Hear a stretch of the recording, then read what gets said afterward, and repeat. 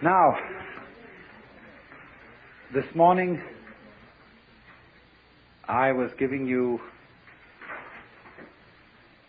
a talk on the fundamental basic attitudes expressed in Lao Tzu's Tao Te Ching.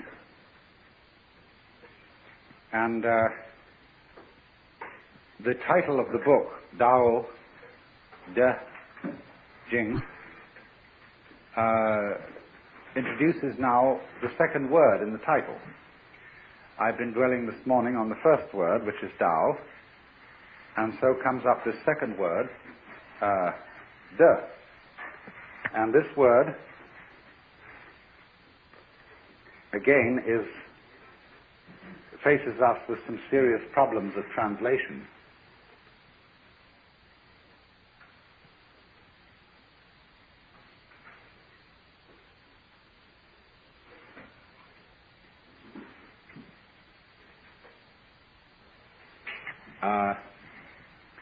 Ordinarily translated virtue. But virtue, as we understand it today, isn't at all appropriate.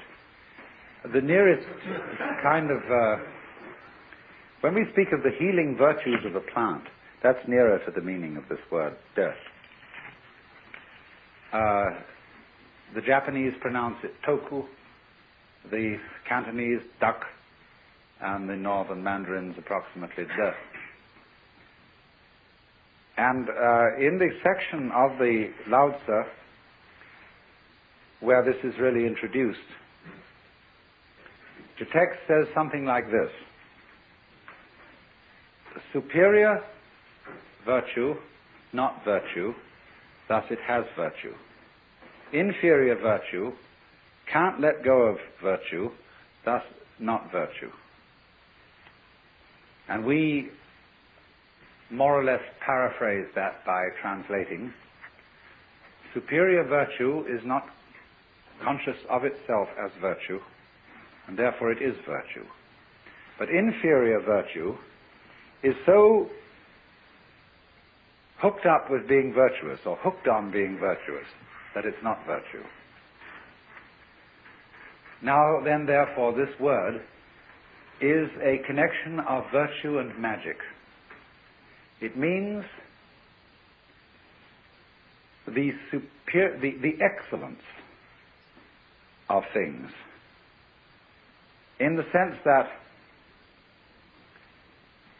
a tree excels at being a tree, and nobody really knows how it does it. There is no way of imitating a tree, except the only thing is to be one. And so in the same way, when a human being shows extraordinary skill at something, it seems that it comes natural to him. It seems that he doesn't achieve it by any kind of artificiality. If there is some discipline in it, it's concealed. So, excelling in something naturally, and yet it's something that is so difficult to understand that it seems that it has been done by magic, is the meaning of this word. So what de is the state of affairs, a way of talking about particularly a human being who has learned to live in harmony with the Tao. Now, of course, everything is fundamentally in harmony with the Tao. In the book called the Zhongyong, or the Unwobbling Pivot, it is said, the Tao is that from which nothing can depart. That from which things can depart is not the Tao. Fundamentally, you see, you can't get away from it. It's like a situation in which we are all floating in a tremendous river. And the river carries you along, anyhow. Now, some of the people in the river are swimming against it, but they're still being carried along. Others have learned that the art of the thing is to swim with it. And they're carried along too. But they know it, you see. They know they're carried along, whereas the people who are swimming against it think they're going in the opposite direction. But they're not really. So that was a sort of discussion we were having this morning, when I find invariably, whenever I talk about these things, Americans raise moral issues because we are a people incredibly bamboozled by preachers. And so this always comes up. Bamboozled. Preachers. Yes. And have chronic guilty consciences. And so those questions are always raised. But this, you see, explains part of this situation. That you have to flow with the river. There is no other way. But that you can swim against it and pretend not to be flowing with it, but you still are.